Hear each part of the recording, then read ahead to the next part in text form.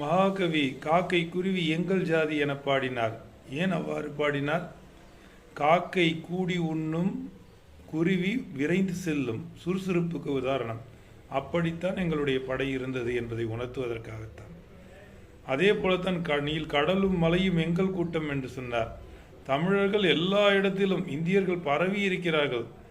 அதுதான் நீல் கடலும் மலை உயர்ந்திருப்பது. கொள்கையில் உயர்ந்தவர்கள் நம்முடைய நாட்டவர்கள். ஆனால் அத்தனை பேரும் சேர்ந்து ஒரு சில ஆங்கிலேயர்களை எதிர்க்க முடியவில்லை என்பதுதான் நம்முடைய கேடு. காரணம், உள்ளே இருந்தவர்கள் எல்லாம் யார் நம்மை காக்க வேண்டுமோ அத்தகைய மக்கள் எல்லாம் ஆங்கிலேயர்களிடம் காவலர்களாக சேர்ந்து விட்டார்கள். அதனால் நம்மவர்கள் எல்லாம் இவ்வளவு பெரிய கூட்டம் இருந்தும் கூட ஆங்கிலேயரை எதிர்க்க முடியவில்லை. ஆனால் உணர்ச்சியை ஊட்டியவன் மகாகவி. அதனால்தான் காக்கை குருவி எங்கள் ஜாதி, நீல் கடலும் மலையும் எங்கள் கூட்டம் என பாடினார்.